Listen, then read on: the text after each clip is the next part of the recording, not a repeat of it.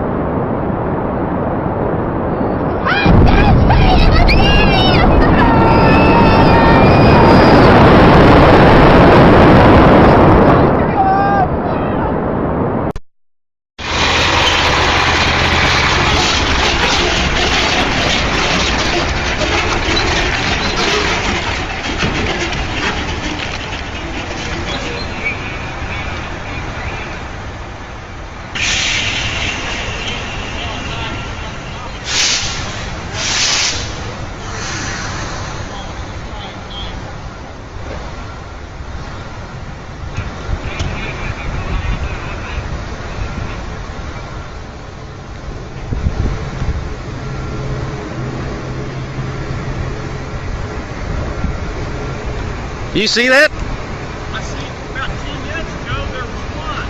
Yeah. What is it, 80 or so? Heaps of people on the street having a look up in the sky.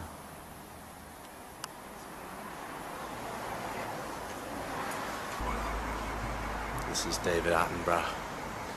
And what we have here is what we believe to be an alien. Memories are a strange thing. There are tangible memories that can be proven factually. There are suppressed memories, which are clouded recollections of actual events. Memories that are a mixture of real and unreal events. Memories based on imagination, and possibly most frightening of all, memories that have been intentionally programmed within the mind of a person, which might consist of anything between actual real experiences to entirely designer memories that have been inserted to cover up experiences that are far more stranger than fiction. Yes, he said, Clark, I can say certain things, but there's things I cannot because we were all hushed up about our mission by NASA and the DOD to shut up and not talk about things or lose their retirement, or maybe worse. About my friend NASA astronaut and first NASCAR lunar rover car driver on the moon. Okay. He saw UFOs above the moon, and he saw crystal buildings. Mind control is real big with the Illuminati right now. From one-on-one mind control, breaking the person down that way, or the chemicals in the air, or HAARP, H-A-A-R-P, and the frequencies, and the buzzing in your ears, bzzz, and all those radio towers. And there's all different ways they do that. There are those who walk amongst us as human beings, but who are more than human beings. There are such things as gods, and they walk amongst us. They control our destiny. They control us through newspapers. They control us through money. And they control us through religion and spiritual confusion. And about my friend NASA astronaut and first NASCAR lunar rover car driver on the moon. Okay. He saw UFOs above the moon, and he saw crystal buildings. The reptilian stands between 7 and 8 feet tall, and as expected, has the look of a reptile. They too are erect standing bipeds. The head is slightly conical in shape and has 2 bony ridges riding from the brow across a back-sloping skull. There appears to be no bridge between the eyes. The nasal openings are at the end of a small flattened nose and are described as 2 small slits that slant upwards in a V formation. Small openings can be seen on the side of their heads, but no ears as such. The eyes contain vertically slit pupils with a flame or an orange-coloured surround. They have wide lipless mouths which contain various types of teeth, including fangs. Some have thin fleshy spines under their chin. Their skin is scaled, usually greenish-brown or light grey in colour, and hairless. The scales on their backs, thighs and upper arms are quite large, with hands, abdomen and face being covered with smaller scales, allowing more flexibility. Reptilians' bodies are lean and firm with powerful arms and legs, long arms and 3 fairly long fingers and an opposable thumb. The feet have 3 toes and 1 recessed 4th toe that is toward the backside of the ankle.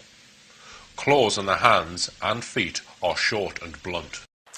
Reptilians are an ancient race. They were actually a hybrid mix many billions of years ago, which came into a foundation of us not really understanding who and what they are. We still don't really understand the total mixing, but we believe that there's a centering of space that brings them through those who come from another outside energy connected to parallel worlds. At the beginning of 1947, yet another expedition by the Admiral Explorer Richard Byrd arrived in Antarctic shores. It was a very strange expedition. Unlike his previous 3, this was one completely financed by the US Navy. Operation High Jump was his code name. Under the command of Admiral Byrd, there was a powerful military squadron, an aircraft carrier, 12 super ships, a modern submarine, more than 20 airplanes and helicopters, and about 5,000 people and staff. You will agree, a strange team for a scientific expedition. December 2nd, 1946. Before the start of the expedition, Admiral Byrd at a press conference said, "My expedition is military in nature," giving no further details. Admiral Byrd at a press conference said, "My expedition is military in nature," giving no further details. The answer for January 1947, full-scale aerial reconnaissance began surveying the Antarctic region of Queen Island. It all went to plan for a few weeks. Tens of thousands of photos were taken. Suddenly, the inexplicable seemed to happen. The 6-month expedition terminated after only 2 months. Fleeing the Antarctic coast, it was a real fast retreat. They lost a destroyer, almost half their carrier-based aircraft. In dozens of sailors and officers to commission investigation. Members of the U.S. Congress, Admiral Byrd, said the following: "In the event of another war, America can be attacked by an enemy that has the ability to fly from pole to pole with incredible speed." What made the Americans flee? In 1945, 18 months before Admiral Byrd's expedition began, 2 German submarines entered Maldiberry, port in Argentina, surrendering to authorities. These were no extraordinary submarines, they were from the so-called Vera convoy. This was a top-secret fleet hurling missions. The details have remained a secret until now. The submarine crews were reluctant to cooperate. Even so, the Americans learned a few things. The commander of a U-boat, U-530, spoke of his involvement in Operation codenamed Vladimir. 2 weeks before the war's end, the U-boat U-530 left the quay heading for the shores of Antarctica. And board of the submarine were passengers with faces covered in bandages, as well as the Third Reich relics. The commander of another U-boat, U-97, behind Sherry first, as he testified that he followed the same route. It was found that the German submarines repeatedly followed the Antarctic route. But why go there? Antarctica. In 1820 it was discovered by 2 Russian explorers. Here are the names. Since then, this mysterious continent, bigger than Europe, continues to attract explorers like a magnet. However, the 10-meter high, sheer icy cliffs made the continent impregnable for many years. For almost a century, Antarctica remained unknown. Only coastlines were marked on the maps. Suddenly, this distant and useless icy continent aroused a strange interest in the Germans. Large funds were allocated for Antarctic study. These identified flying objects don't only exist in form of glowing ball of some vague nature, but rather have a different etiological body. Americans have always been interested in the technological legacy of Germany. There is absolutely no doubt about this. Suddenly, the inexplicable occurs. The expedition designed to last 6 months is quickly aborted after 2 months, leaving the Antarctic coast deserted. It was an actual retreat. In the late 1930s, 2 research expeditions were arranged. This happened just before the war. It was due to start. In January 1939, 2 catapult-controlled planes, the Passat and Boris, took off from the deck of the Schwarzbahnbahn. They began patrolling Queen Maud. In 3 weeks, Luftwaffe pilots with metal pinions marked with swastikas managed to secure the Third Reich territory the size of Germany. It was called Yugoslavia. 1939, the experienced polar explorer Captain Alfred Richter wrote, "I've completed the mission entrusted to me by Air Marshal Göring. For the first time, German aircraft flew over the Antarctic continent. Every 25 kilometers, we dropped pendants covering an area of about 600,000 square kilometers, of which 355 square kilometers were photographed. Göring's flying aces had done their job. This unusual mission then passed the Führer Seawolves, the U-boats, commanded by Admiral Karl Donitz. In secrecy, German U-boats set course to Earth's end, the icy Antarctic shores. Later, Karl Donitz led the base strange phrase, 'My submarines have found a true paradise on Earth.' In 1943, at the peak of the war with Russia, Grand Admiral Donitz uttered another, no less mysterious phrase, 'The German submarines fleet is proud.' At the end, On the other end of the world, we have made an impregnable theater for our Führer. Back then, the Grand Admiral of the German naval fleet's words were only understood by a very small circle of insiders. Today, we only hypothesize what the Grand Admiral meant. After the war, in Nazi secret archives, intriguing photos and drawings were discovered. They proved that German scientists were actually engaged in the development of disc-shaped aircrafts. At the time, nothing like this existed. How did Nazi scientists manage to make such a technological leap? Anunnaki Society, the most mysterious organization in the Third Reich. Even now the secret services of the leading powers hunt for its secrets. But why? It's simple. This was the only known historical structure engaged in the study of occult mysticism. To have state funding and support, an organization in the world that had at its disposal such a volume of data, or had such influence on the development of occult technology as the Anunnaki. Officially, the society was founded in 1935 and was intended to explore the historical roots of the German nation. Anunnaki, when translated, means legacy of the ancestors. However, the society's scope of interest was broader than ancient German history study. Third Reich leaders understood an army's size wasn't necessary to win future wars. Nazi ideology was based on the theory that in the past there was a powerful knowledge was preserved. Specifically, they were tasked with reviving the superhuman in Germany in their role as ancient Aryan descendants. They were very interested in Atlantis. The scientists believed it the Aryan race's native home. Therefore, Germany was the rightful heir to Atlantean theological knowledge. Legend says it's where giant ships and flying vehicles were driven by an unknown force. The search for hidden knowledge to seek knowledge of the history of civilization. There's no doubt that Anunnaki members knew of an amazing map that was discovered by historians in 1929. The map was created in the early 16th century by the famous Turkish admiral. The shocking fact is the way the map's detail mirrors the real Antarctic coast. This was 300 years before the continent's official discovery. In this map notes, the admiral wrote that he drew it from numerous sources, some at least 3,000 years old. Well, the most puzzling thing was the coastline of Antarctica, which is shown without its ice cover. The map provokes the imagination even today. Here's the verdict of a U.S. Air Force specialist. The coastline was plotted on this map before it was covered in ice. The thickness of ice in this area is about 1.5 kilometers. We do not have any suggestions how this data could have been obtained in 1513. The international experts gave the map a thorough examination and concluded it was more precise than 20th century maps. Seismic analysis confirmed the fact which scientists until recently were unaware some of the mountains, once considered a single massif, proved in reality to be separate islands as stated on the old map.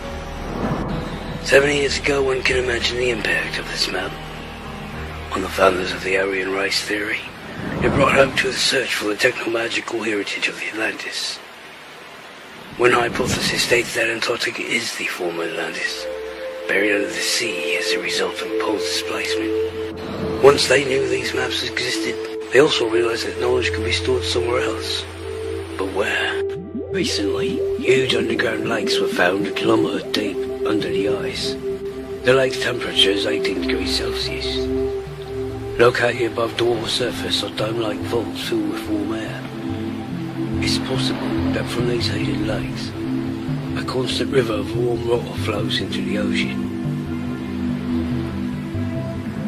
For thousands of years, these warm rivers may have formed large underground ice tunnels, perfect for construction of sacred bases. From the ocean's edge, any submarine could easily pass under these coastal ice into the tunnels.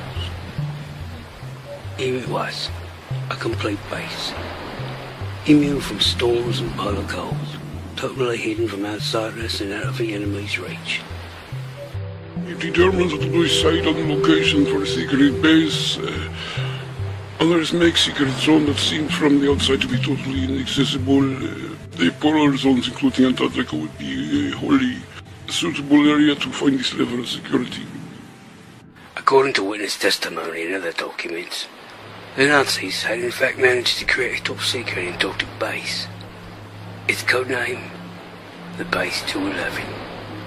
At the start of 1939, regular trips were made between Antarctica and Germany in a specially equipped and modified research vessel named Swabia. Mine constructing equipment and other machinery, including railroads, trucks, and giant panel building mills, were transported to Queen Maud Island. At the same time, scientists, engineers, and highly skilled workers arrived. Why was Germany in need of such a remote base? There are various assumptions. Some believe that Germany wanted control of the southern seas. Others, that the Germans were attracted to vast Antarctic natural resources, such as uranium, which is essential for the creation of superweapons. That in case of defeat in the war, Antarctica would be a safe haven for the elite of the Third Reich. By 1942, transfer of inhabitants to New Swabia began, including scientists, engineers, members and representatives of the Nazi Party and German state. Certain secret industrial technologies were also transferred from Germany. Post-war, the Americans recruited German scientists to work in the United States, but were shocked to find thousands of highly qualified Third Reich specialists had vanished and weren't listed as dead. Over 100 submarines also vanished, never to be found. It's clear that American intelligence obtained information concerning the fact that part of the Nazi legacy and its technical potential in terms of researchers and scientists had evacuated from Germany and migrated to the Antarctic polar zone became the center of their attention. There is also the testimony from German submariners who surrendered. The Antarctic authorities, it seems, all this extremely alarmed the Americans. At the year of 1946, the famous polar explorer and admiral of the US Navy, Richard Byrd, received the order to destroy the Nazi base in Antarctica. But things went wrong. The resistance met by the American squadron even now raises many questions. Admiral Byrd not only reported fighter jets with incredible capacities to Washington, he also discussed an attack on the expedition by strange flying saucers. They emerged from the water at high speed, causing heavy damage to the expedition. On February 26, 1947, a battle took place which is described by a member of the expedition, an experienced pilot called John Sagerson.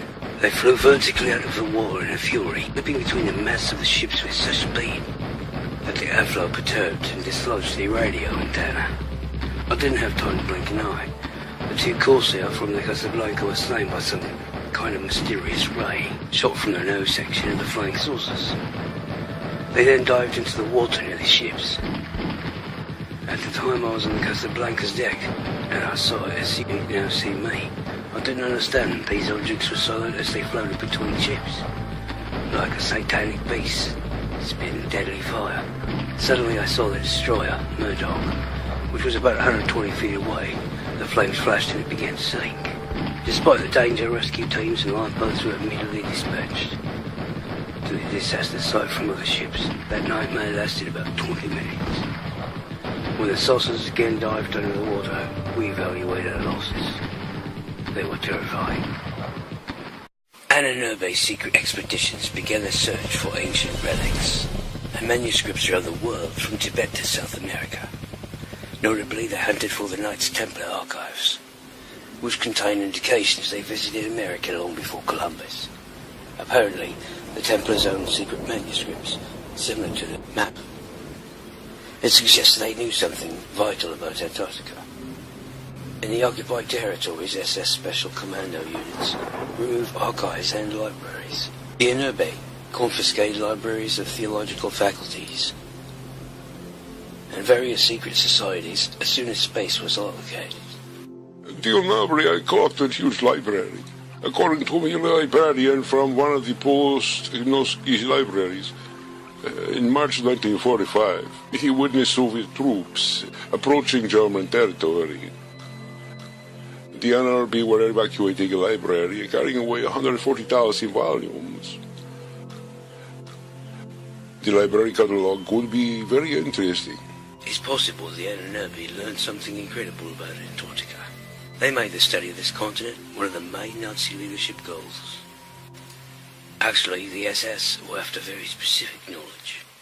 The Grail Cup, together with the Holy Spear, opens the way to world domination. Hitler became aware of this legend before World War I. The Spear of Destiny was safely kept in the Vienna Museum. Hitler possessed the spear in 1938 after Germany annexed Austria. In order to rule the world, he needed the Grail Cup to combine the legacy spear, symbol of the active male principle and the world's scientific knowledge, with the cup, symbol of the active female principle and the symbol of wisdom. This is the dominant idea which preoccupied the Third Reich's elite. To fuse the latest scientific achievements with centuries-old knowledge, even in the absence of a rational explanation. It could have been an attractive and productive idea if it wasn't for the purpose the Nazis pursued: supreme reign over the world. To enslave it for the chosen race, utilize the occult knowledge and technology. For scientific research, the NRB employed elite staff, mainly world-famous scientists, and hundreds of employees from more than 50 university departments. The NRB engaged in the study of maths, astronomy, genetics, medicine, and the occult development of unconventional weapons, plus psychological and psychotropic methods of mass influence. They explored occult science, religious and mystical practices, exploring people's paranormal abilities. The NRB were seriously engaged in this research. The factual evidence for this for the NRB directives by their management, which included Himmler before the war began in 1939, studies were carried out concerning the paranormal abilities of employees of the NRB, the results were recorded on person files. When they were tortured officers with these paranormal abilities, along with others who displayed paranormal skills, were merged into a single NRB department. Unfortunately, there are no records on what this department was working on, or more importantly, what the results were achieved. One of the main objectives pursued by the NRB experts was the use of paranormal abilities to contact unknown beings, or outsiders as they call them. The aim was to obtain from highly developed extraterrestrial and ancient terrestrial civilizations superior technological knowledge. It had already occurred.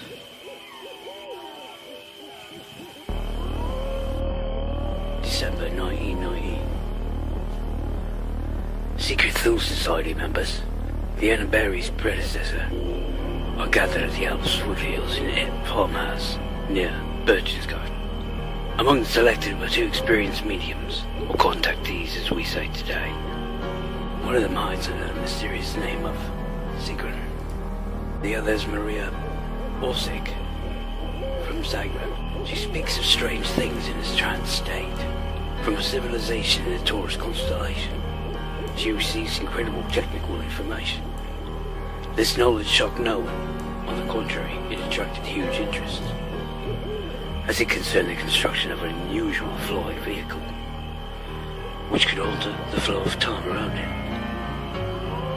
A step towards the dream of the secret society, a time machine penetrating deep into history, obtaining the knowledge of ancient high civilizations. Here you see the picture of an aircraft, with the signature of the world-famous German scientist and inventor, Victor Schellberger. This received knowledge passes to scientists for translation to clear technical data for engineering. By 1922, the first model had been built. The device had 3 parallel discs. When brought into motion, the upper and lower discs rotate in opposite directions, creating a very strong magnetic field and anti-gravity effect. If the evidence can be trusted, this design not only floats in the air, but warps the structure of time around it. It is believed this was the prototype of future techno-magical flying saucers, based on non-classical flight principles. These super discs were developed by a special technological unit of the SS, connected to the Army. Basic ideas dominated the minds of senior management in Nazi Germany. First was the creation of a superhuman. The second very important concept was the mastery of technomagic energies. These not only include the possibility of mastering nuclear energy, but also of course disc-shaped flying devices, for example, creating a fundamentally new type of flying technology. The search for ideas went in all directions. It involved not only mediums and engineers, but also historians. Even before the war, Anunnaki expeditions from Germany returned with hundreds of ancient Sanskrit, Chinese and other Oriental language parchments. They were studied very carefully.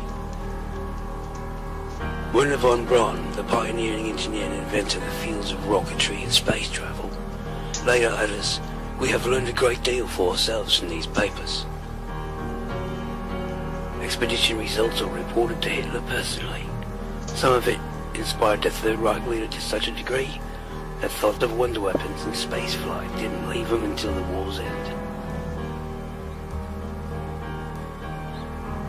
Designers try their best, but knowing rotation principles and building anti-gravity super discs aren't enough. An engine's needed and they don't have it. The technology is hopelessly behind these advanced ideas. In July 1934, Hitler and the leader of Thule and Furrow secret societies invite the inventor Victor Schwarzberger to work with them. His legendary implosion engine is capable of producing light, heat, and mechanical motion with only air and water.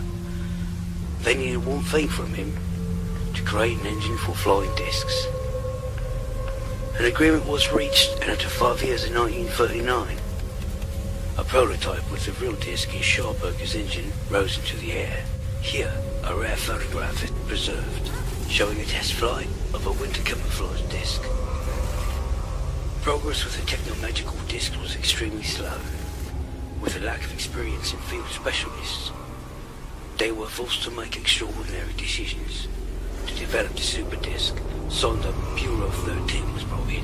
This special scientific research unit of the SS engaged in very delicate subjects, like the study of unidentified flying objects. Even with top scientists and test pilots, the project came to a standstill, never moving forward again. Everything was top secret. I spoke to German professor Hermann Orfberg under Bertolt Arthur Swinsky. He was the treater of Werner and von Braun. And I asked him about flying saucers. He said, yes, I've heard of them. I have knowledge concerning them. But the SS oversaw that, and we could not discover what our colleagues in Berlin were busy with. At the end of 1942, a lightly armed flying disc took into the air, named the Vril 1 or Jagger, with a diameter of 11.5 meters. It's alleged that before the war's end, 17 types of flying discs were made, but one should be skeptical of such claims. I do not think they had a whole collection of flying discs, maybe a few copies as that's all. The Germans wanted to use them as spying devices. When you look inside, side on, it's almost invisible. The generals who took part in the Battle of Kursk, and 2 Soviet Union heroes I knew personally. A pilot in a tank command described to me what they saw. A disc hung in the sky during the Kursk battle. What was it? They did not know. Neither the Germans nor Russians recognized it. This also wasn't made by us, I assure you. It's true I know Russian aviation history very well. Among these disc drawings and photos is a saucer identified as the Hannibal. Data on the disc reads like science fiction. According to descriptions, they use an alternate source of energy. The so-called converter of Hans Kohler, which required no fossil fuel. It was even planned to take the Hannibal 3 disc type into space. Hard to believe? Who knows? Here's a trophy photo. The strange pilot suit suggests flights were scheduled to take place. If not in space, then at least in the stratosphere.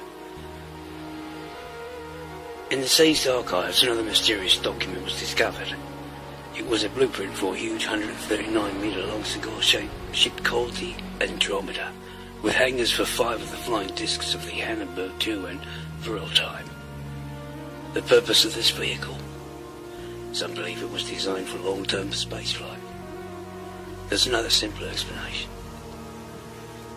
Now, this was a project for underwater container, which could be used to transport goods, equipment, technology for the secret bases of the Third Reich, including the Antarctic. According to American intelligence, by the war's end, the Germans had 9 research enterprises developing these flying discs. Investigations revealed that 8 of these factories, along with scientists and key figures, was successfully evacuated from Germany. The 9th was destroyed. Air Force Lieutenant Colonel Wendell Stevens recalls, "We had classified information that some of these research enterprises were transported to Antarctica to a place called New Swabia. At least one disc research company was transported to that location. Another went to the Amazon, and a third to the north coast of Norway. They were evacuated to secret underground facilities, but the Third Reich didn't have enough time to implement this grandiose plan. It seems by the war's end, techno-magical disc development never reached the industrial production stage. The discs encountered in Antarctica in 1947 were probably not the same discs. Perhaps they were German discs flying on classical principles, ones that had already been developed by the Third Reich. Perhaps it's a fallback to their techno-magical projects. A few such prototypes had already been made. Some proved themselves well. It was a giant technological leap, and Germany's opponents weren't even close. But far from the kind of discs that the Reich leaders had in mind. These prototypes created by the Germans could only fly in the air. At the extreme, perhaps fly over a liquid or solid surface. The same as we have now, flying on a cushion of air like a hovercraft. The reason for this was they were all ventilator-type flying objects. They have an advantage over conventional aircraft. These saucers don't go into a tailspin as they are very easy to operate. But not designed for high speeds and are very poor quality. One of the most advanced prototypes, the so-called Balonzo flying disc, was tested for the first time and last time on February 14, 1945 in Prague. The lift power was created by the silent, flameless engine by Victor Schulberger. Reports say the unpiloted disc reached a height of 15 kilometers in 3 minutes, with a horizontal speed of 2,200 kilometers per hour. The flying disc proved it could hang in the air and fly back and forth without reversing. A success? Absolutely. But war was now on German territory, not waiting for German territorial occupation. The Nazis destroyed any non-conventional prototypes they couldn't evacuate. The only example of the Ballon disc was also destroyed. The developer of its main engine, Victor Schulberger, later recalled, "The model tested in February 1945 was built in collaboration with world-class combustion engineer experts from Mosheim and concentration camp. Then they were returned to camp, and then this was the end. It was Hitler who had this prototype blown up." So these beautiful pictures, depicting flying discs above an Antarctic base, are an artist's fantasy. Other drawings and photos are suspect. They were made to test parts of the disc prototype within certain parameters, or were part of presentations to the authorities for funding purposes. It's vital to credit the German scientists and engineers who achieve huge successes. The Third Reich's leap in science and technology wasn't accidental. Combining scientific research with an analysis of ancient knowledge brought incredible results. However, the defeat the Nazis suffered was not accidental. For the Grail Cup isn't just a symbol of ancient knowledge, but also centuries-old moral code. This code the Nazis deliberately rejected. Many legends and rumors are associated with the discs of the Third Reich. In addition to these stories, there are also tales of German discs flying out of Antarctic waters in 1947. Regarding the saucers that emerged from the water, which is in the 1940s, and nowadays the recorded sightings of flights have identified flying objects emerging from seas, ocean, lakes, etc. I am sure that in 1947 the Germans could not have had such technology, neither could any country in the world. Germans did not attack the American expedition in 1947. Who did? Emerging out of the water, shining saucers, spears, cigar-like objects in the polar and surrounding areas are not unusual facts. The northern countries, Central and South America, Australia, South Africa, everywhere identified flying objects are observed. Reports on them are regularly received from the USSR Navy intelligence. As a commander in Soviet Navy intelligence, I regularly receive reports on such objects detected by witnesses. It would be incorrect to think that unidentified flying objects were only observed in the north. They were also observed across the Atlantic, even in the South Atlantic, near Antarctica. One particular case I am familiar with was where they were observed in the area of the islands of South Georgia. Emerging from beneath the waters, fishermen saw an object. They managed to take a photograph, as is shown here on these pictures. Despite the strong wind, the object remained static for a long time. Clearly it wasn't a cloud or a balloon over the islands of South Georgia. Over the islands of South Georgia, very strange flying objects were observed. Here's the evidence from one case. The disc hung over the island and was visible for a long time during daylight, just before sunset and just after sunset, for around 1.5 hours to 2 hours. The object had a symmetrical, circular shape. But within it was a visible isosceles triangle. At night this triangle was not only shown, but lights were observed at the base of the two corners, as if the object had a working engine. However, the object remained in the same spot all the time. Observation of this object occurred in 1979. 3 years before, in 1976, Japanese researchers using the latest equipment detected 19 round objects, which dived from space into Antarctica and disappeared from the screens. Who were they and where did they go? We've now answers to such questions. In the late 1980s, a scientific sensation was created by an American astrophysicist, Kip Thorne, and his colleagues' work. They substantiated the possibility of nearly instantaneous movement in space and travel time. They put forward the idea of wormholes. Black holes are extremely intriguing, according to which black holes are located at a close distance to our planet and take the form of these wormholes. These wormholes can be used for intergalactic and interstellar travel. Other scientists suggest their work has significant practical characteristics, specifically building time travel devices, ensuring intergalactic travel, so forth. Kip Thorne concluded that near the Earth, there's an entrance into a wormhole leading to the star Vega. At that time, without doubt, the Americans already knew very well the way in which the appearance and disappearance of UFOs takes place in the atmosphere of our planet. In 1992, construction began in Alaska of a powerful radio-electric complex called HARP. Officially, it was to study the ionosphere and the development of missile defense systems. Clandestinely, it was used to develop new weapon types, geophysical, weather, and psychotropic. In essence, a massive beam cannon, a type of global microwave oven. In addition to this, there was something else. Today we can safely assume that the main purpose of this station is the search for the entrance to the wormhole. which means the Americans came to the conclusion that in this polar region the entrance to the wormhole is located. The station's radio waves allow it to determine the wormhole's configuration, then trace it back and find where the entrance and exit is. In 1998, the complex in Alaska was put into action.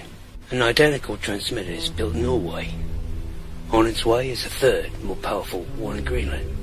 In the early 90s, technical capabilities made it possible to focus only on one side, the Alaska porthole, as an entrance and exit to observe the movement of UFOs on our planet. There was no need to install tracking stations across United States territory. On or other territories, control of just one portal was enough. However, Earth has two poles. What is the role of each in terms of this theory? Well, for example, they use it both for entry and exit through Alaska, or use the portal to enter and leave Antarctica, and vice versa. Through Antarctica, the UFO emerges into the atmosphere of our planet, and through Alaska, the North Portal, they leave the planet. This theory of tunnel effects does not contradict the fact that the North Pole of our Earth is the entrance and the South Pole of the Earth is an outlet that links our planet with other planets and stars on the level of energetic information. It's possible our poles' properties are used by unidentified flying objects to communicate with other parts of the universe. In any case, it would be a subject for serious study. It's no surprise concerning the well-known fact. They believe most of the staff on the American Antarctic Station are personnel of the United States National Security Agency, employees of American Military Technical Intelligence, Electronic Intelligence, and Central Intelligence Agency employees. These categories represent the main research personnel on American Antarctic stations. Perhaps the scientists of the Third Reich also inferred the Arctic and Antarctica were not just Earth's poles. Perhaps it's also no coincidence that in Nazi Germany, the Hollow Earth theory, where the poles are presented as gates to the stars, was so popular. Perhaps at this bizarre idea's heart, a vague understanding was reached, something akin to recently discovered wormholes, along with the possibility of space and time travel. This may be why Antarctica attracted Germans to its shores. The sixth continent continues to keep its secrets. New questions are raised, and over the years the list hasn't gotten any smaller. What happened to the research to build flying saucers? Did it stop after the war, or continue in secret places around the globe? Is it correct to attribute one of the sacred developments to all UFO sightings? UFOs were observed long ago, even during the time of Alexander Macedon. What kind of objects emerged from the water? Attacking Admiral Byrd's expedition. Great unknown beings whom the Germans strove passionately to cooperate with. What is it? Myth? Or real-life existing forces that for thousands of years have conducted their invisible activities on planet Earth? Have you looked at the skies lately? Have you done your research? I sure hope you do after this show production. Here's to you and new knowledge coming your way. Cheers.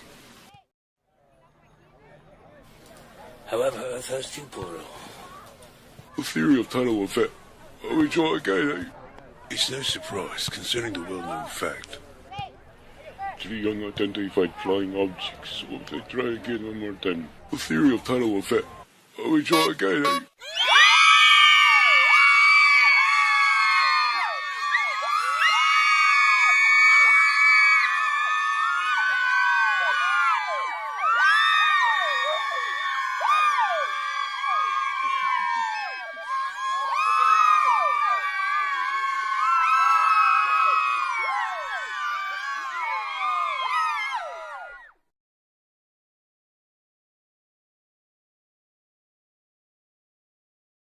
The government are hiding evidence that there's life. This photo is going around on Facebook, and I don't think that they have done anything to modify that picture. I think that's exactly, that's what it looks like. Yes. It is a 18-armed crab monster. Any person who says there is humans on Mars could be considered as insane.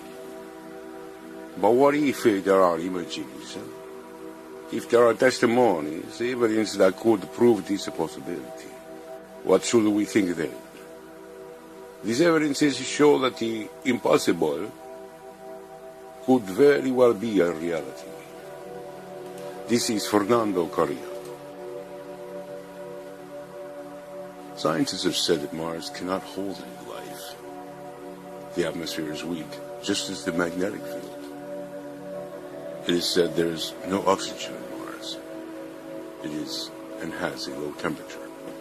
Could there be microscopical or even human life on Mars then? Investigations show Mars was very similar to Earth at one time. No one knows how long ago it happened. These evidences show there could be actual human beings on Mars. Now there's information about Jackie, a former worker for the Viking mission. In 1979, she saw two men working on Mars. On May 11, 2006, she was listening to the radio show by G. Norrie. The show was talking about it with a CIA former agent, John Lear. Jackie wanted to know about the mystery of Viking. She wanted to know about the humans she saw in 1979. I used to work at NASA during that time and handling downlink telemetry, and one night on our video monitors while, the little Viking rover was running around, I see two men in suits, not necessarily space suits. Human beings being recorded by Vikings cameras on Mars. Jackie said they worked on this rover from NASA.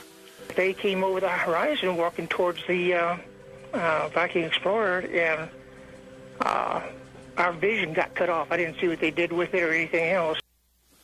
Jackie spoke of humans on Mars 28 years before this picture from Spirit was taken in November of 2007.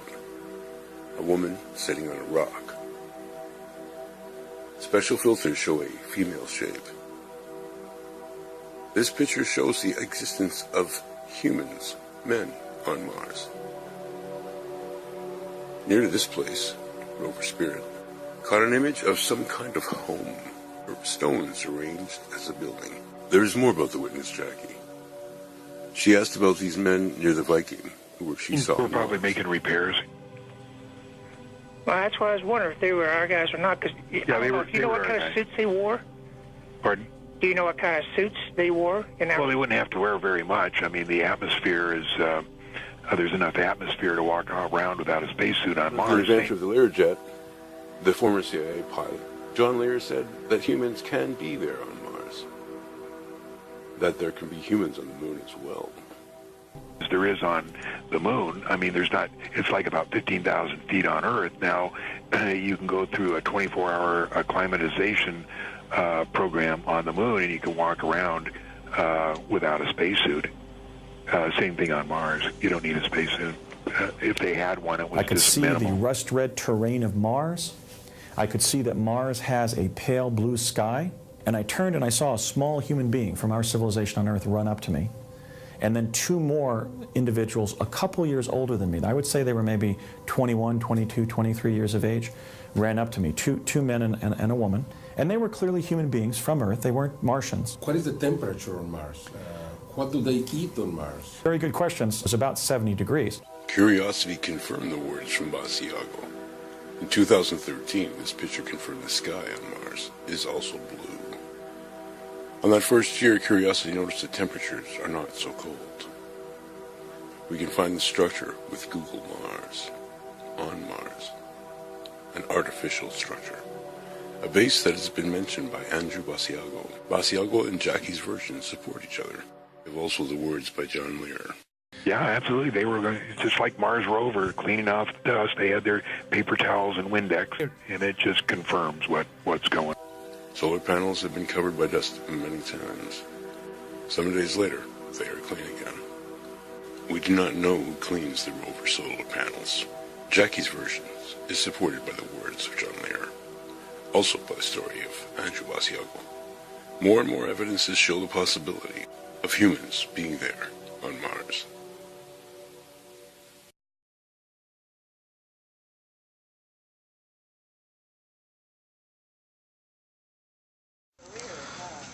That's how many people go down.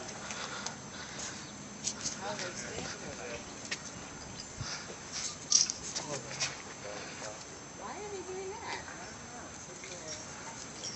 that? Dude, I'm not feeling that.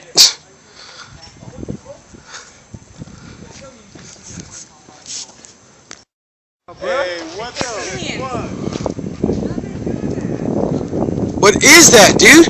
What the fuck? The numbers in the sky. Numbers popping up in the air out of nowhere. They're just fucking. There's no airplane, no nothing. What the? Look at, there goes another one. There goes another one. What the fuck? Popping up out of nowhere. Oh my God, there goes another one. Look. Oh my God. Smoke rings. You got blowing smoke rings. Look at that shit.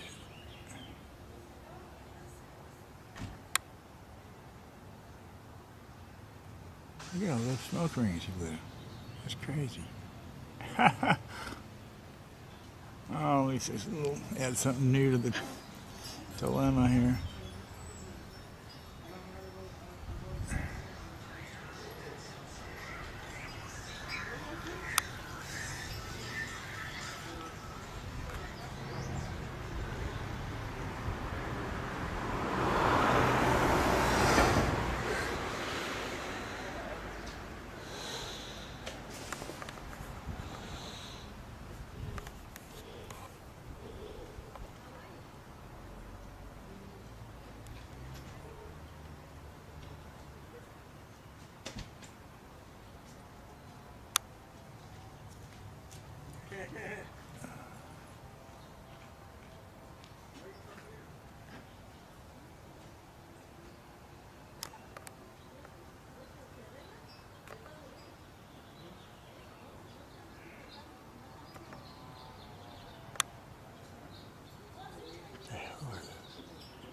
I had one before like that.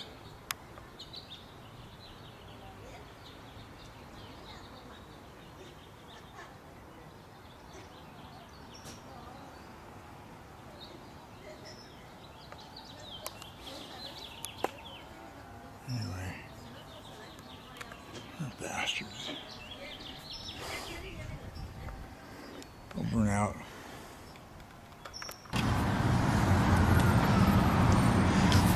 This is overlooking Halifax. And we've got some really strange weather happening because of some really bright sorry for my coughing. Some really bright flashes like lightning, but much sharper and stronger and brighter there. Look, see that? But yet there's no rain clouds in the sky. All we've got is this really, really, really long black line. Let's see if we can see it here. If I zoom in too much, you won't see it. Okay. So we got this black line going across the sky all the way down there. But as you can see, there's almost no clouds in the sky. So this is a weird storm. There's no wind, just a little tiny bit of wind. But I've never seen this before because there's really no rain clouds. What we've got, you can't see it on this camera, unfortunately. But with my eyes I can see it really well. You've got I'll zoom in to show it. This line right here goes all the way across the city. You can't see it with this camera, what I can see with my eyes. And there's another line above it, which is, I can't show you. The camera doesn't see well enough. But basically what we've got is a great big long giant, this is a big long chemtrail. It's just one big white streamer going across the sky. And that streamer is letting off some really, really bright lights. There. Well, of course, there's been a lot of evidence come in the last 6 or 7 months, seismic information, defining the core of the Earth much better. 4 days ago, we had 2 aurora borealises, one over the North Pole, one over the South Pole. It happened to coincide with a time when the solar wind was very low, less than 350 kilometers per second. Proton density was really light. Bottom line is, it really adds credence to the idea that there is a thinning of the crust at the poles, and we have a strong ion stream coming out of the Earth into our own atmosphere, creating the aurora borealis from the ground up. As you know, a year ago in February, NASA launched the Themis probes, which is a set of 5 satellites that went up to try to understand better why the aurora borealis behaves the way that it does. We don't really have a lot of data from those satellites yet, and I think the reason is the data that's coming in conflicts with the normal, or shall I say, mainstream geological viewpoint of how the Earth is constructed.